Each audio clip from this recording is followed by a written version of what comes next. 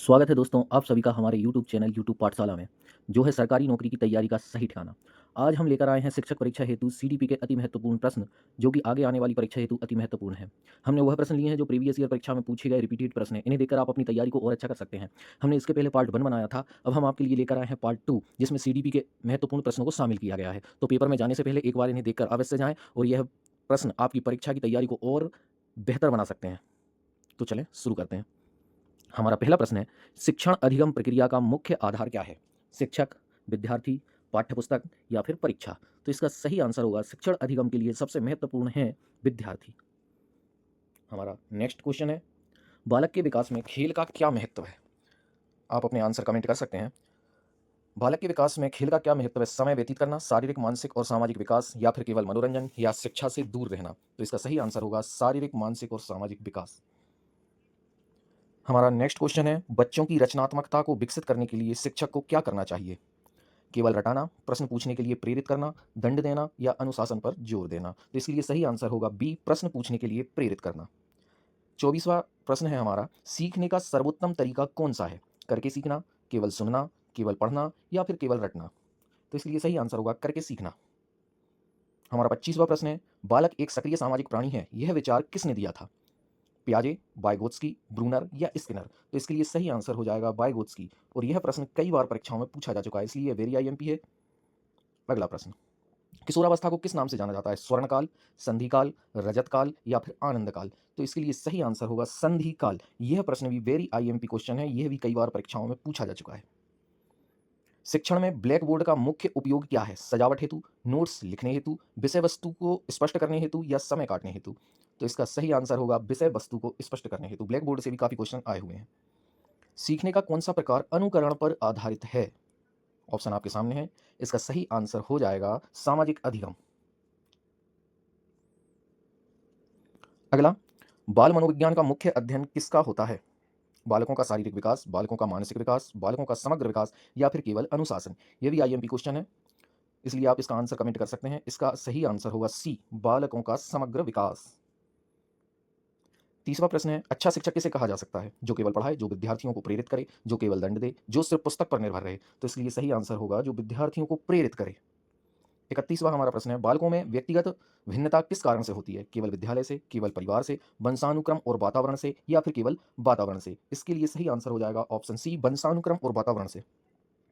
32वां, कक्षा प्रबंधन का मुख्य उद्देश्य क्या है? अनुशासन बनाए रखना, बच्चों को व्यस्त रखना, शिक्षण को प्रभावी बनाना या फिर परीक्षा लेना? इसके लिए सही आंसर होगा सी, शिक्षण को प्रभावी बनाना।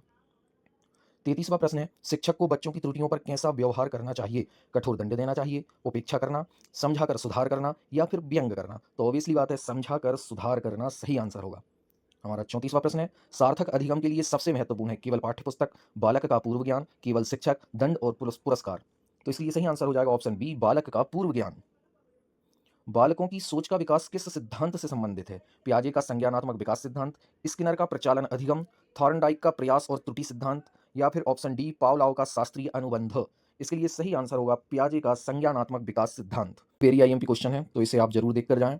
चलते हैं अगले प्रश्न पर। सीखने का स्थायित्व किस पर निर्भर करता है? परीक्षा की संख्या पर, पुनरावृत्ति और अभ्यास पर, दंड पर या फिर पुस्तक पर? तो सही आंसर होगा पुनरावृत्ति और अभ्यास पर। अगला प्रश्न है, बालक की प्रतिभा का पता कैसे लगाया जा सकता है? परीक्षा से, उसकी रुचि और गतिविधियों से, केवल अंक पत्र से या फिर दंड से? तो सही आंसर होगा उसकी रुचि और गतिविधियों से। अगला प्रश्न है, बालक केंद्रित शिक्षा का क्या अर्थ है? शिक्षक केंद्रित शिक्षा, परीक्षा केंद्रित शिक्षा, शिक्षा का केंद्र बालक को मानना, पुस्तक केंद्रित शिक्षा? तो सही आंसर होगा शिक्षा का केंद्र बालक को मानना। यह भी आईएमपी क्वेश्चन है, इसे जरूर देख के जाएं। अगला प्रश्न है, शिक्षक का मुख्य कार्य क्या है? केवल पढ़ाना, प्रेरित करना और मार्गदर्शन देना, दंड देना या फिर अनुशासन बनाए रखना? तो सही आंसर होगा प्रेरित करना और मार्गदर्शन देना। सीखने में त्रुटियां किसका संकेत हैं? विफलता का, प्रगति का, दंड का या फिर अनुशासन का? तो सही आंसर होगा प्रगति का। अगला प्रश्न है, सार्थक अधिगम कब होता है? जब बालक रटता है, जब बालक पूर्व ज्ञान से नए ज्ञान को जोड़ता है, जब शिक्षक तेज पढ़ाता है या फिर जब बच्चों को दंड दिया जाता है? तो सही आंसर होगा जब बालक पूर्व ज्ञान से नए ज्ञान को जोड़ता है, तभी सार्थक अधिगम बनता है। अगला प्रश्न है, सीखने की प्रक्रिया का आधार है अभ्यास, प्रेरणा या फिर अनुशासन, या ऑप्शन डी, परीक्षा? सही आंसर होगा प्रेरणा। नेक्स्ट क्वेश्चन की ओर चलते हैं। स्व अध्ययन किसे कहते हैं? शिक्षक की मदद से पढ़ना, घर पर रटना, स्वयं प्रयास कर सीखना या फिर केवल ट्यूशन पढ़ना? तो इसके लिए सही आंसर होगा स्वयं प्रयास करके सीखना। क्या सहपाठी अधिगम का क्या अर्थ है? शिक्षक से सीखना, पुस्तक से सीखना, एक दूसरे से सीखना या फिर परीक्षा से सीखना? तो सही आंसर होगा एक दूसरे से सीखना।